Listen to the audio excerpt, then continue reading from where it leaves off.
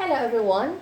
Today we're going to discuss about ratio. So when we talk about ratio, we're dealing with the quantitative relation between two amounts showing the number of times one value contains or is contained within the number. Example, the number of boys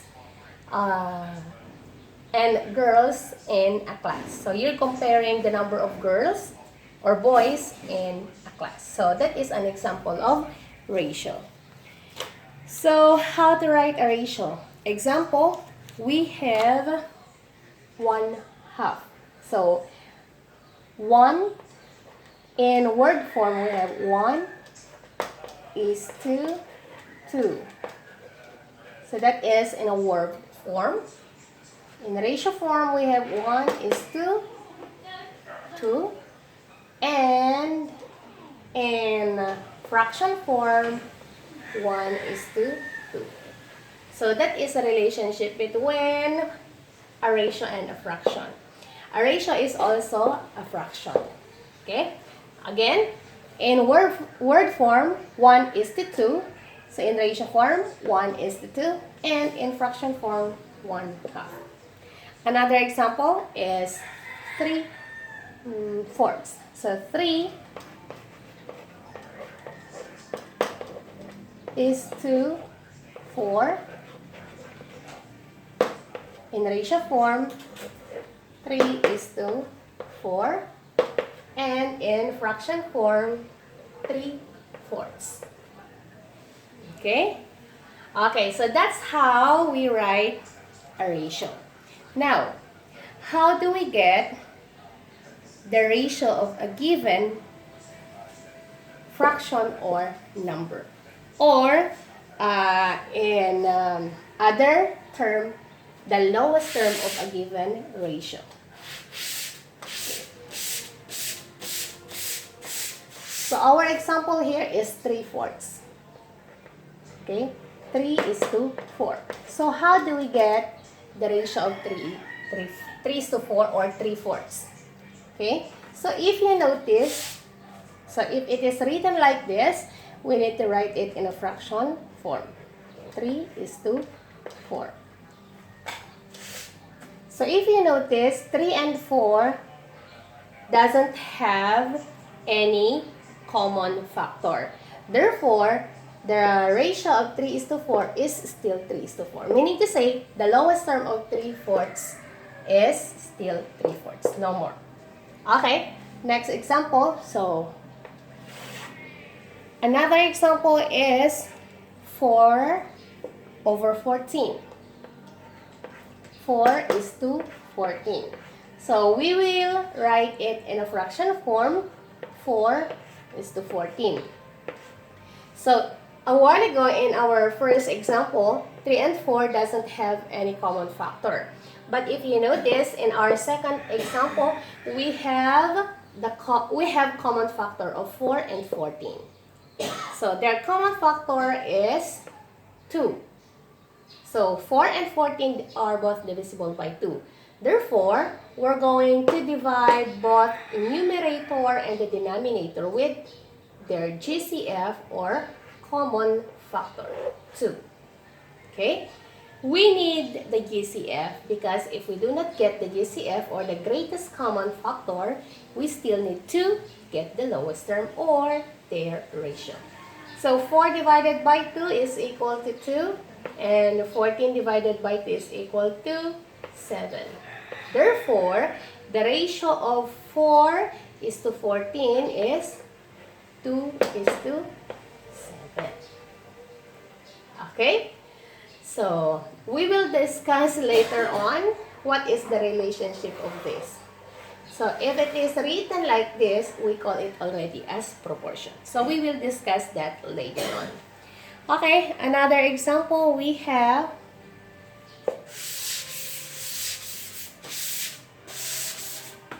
6/16, or we can write it as 6 all over 16. Okay, so if you notice, 6 and 16 are even numbers, therefore, they are both divisible by even number 2. So 6 and 16 are divisible by 2. Therefore, we're going to divide both numerator and denominator by 2. So 2 and 2. So 6 divided by 2 is equal to 3. And 16 divided by 2 is equal to 8. Therefore, the ratio for 6 and 16 is 3 is to 8. Again, as I had mentioned before, we can also write this in a fraction form, like 6 over 16 is equal to 3 over 8. Okay? Okay, so I'm going to give you one more example, and then later on, I'm going to give you an assignment. Okay. Ratio for, 3 is to 12. So 3 is to 12. How to get the ratio of 3 is to 12?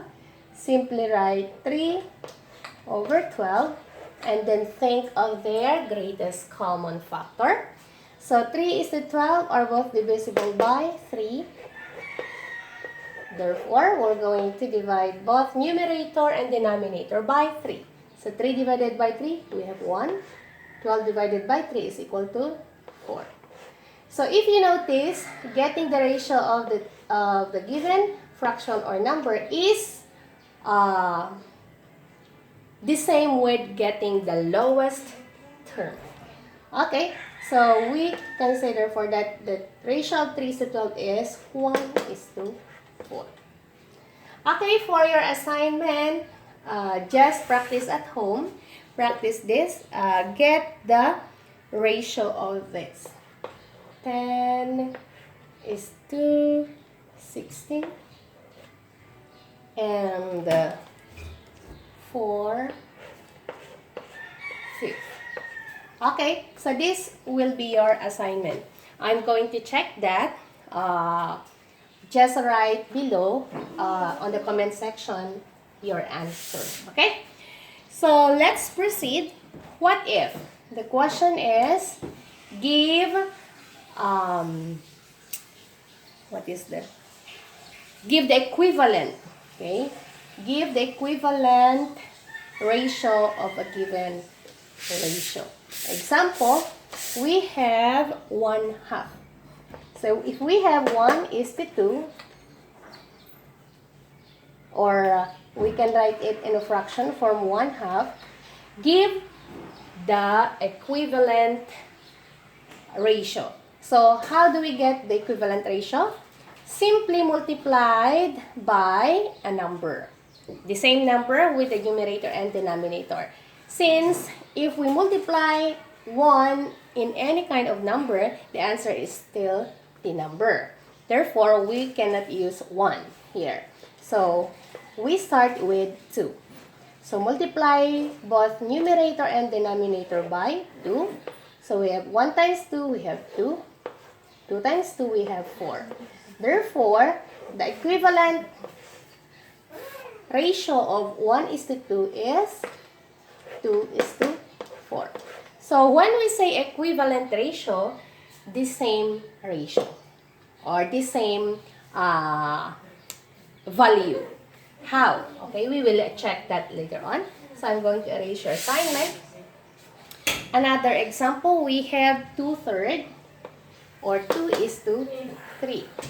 So, we can write it in a fraction form, 2 is to 3 or 2/3. So again, we can use any number as long as they are the same with the numerator and denominator. So in here, we can use 2 over 2 or 3 over 3, 4 over 4. So let's try with different number like 3 and 3. So we have now 2 times 3, we have 6. 3 times 3, we have 9. Therefore, the equivalent ratio of 2 is to 3 is 6 is to Okay, so that's it. I will not give you another example for this. Now, let's proceed with proportion. Okay, so what is about proportion? When we say proportion, this is already an example of proportion. Okay, so we have two pairs of ratio, and that is what we call proportion. One pair of ratio, one pair of ratio. Now, how do we know if a proportion is equivalent or not equivalent? So, this is an example of proportion, which is, we're going to check if they are equivalent or not. So, we will write it in a fraction form. So, 1/2 is equal to 2/4.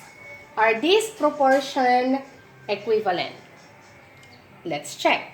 How? By doing the cross product. Okay? So, always start with, on the left side numerator, right side denominator. So, 1 times 4, we have 4. And 2 times 2, we have 4. So, if you notice, 4 is equal to 4, which is correct. Therefore, 1 is to 2 is equal to 2 is to 4 are equivalent. Why?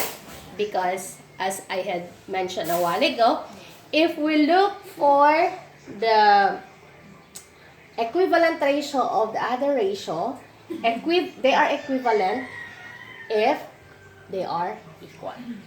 Of course, the same through with this, they are equivalent. Why? Because we are the one who find this. Okay? So, 2/3 is equal to 6/9. So, let's check if our answer is correct. So, cross product, 2 times 9 is 18.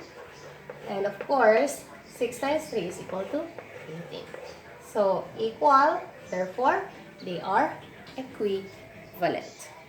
Okay, let's try an example that is not equivalent.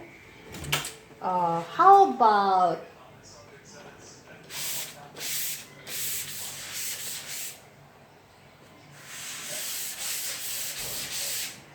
1/2 and 2/3.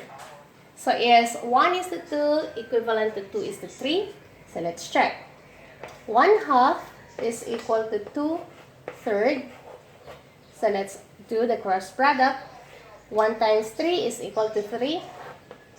And 2 times 2 is equal to 4. So, 3 is not equal to 4. Therefore, 1/2 and 2/3 are not equivalent. Okay, you got it?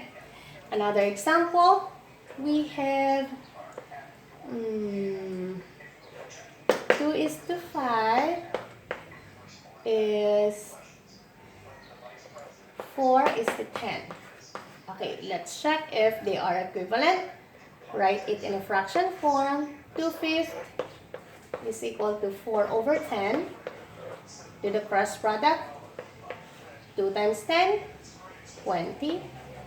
5 times 4, 20. So, 20 is equal to 20. Therefore, they are equivalent. Okay, guys, that's how to find the ratio and proportion of a given number and checking if it is equivalent or not equivalent. Again, thank you for having you today, and thank you for watching, and I hope you learned something from our lesson today. Bye and see you again!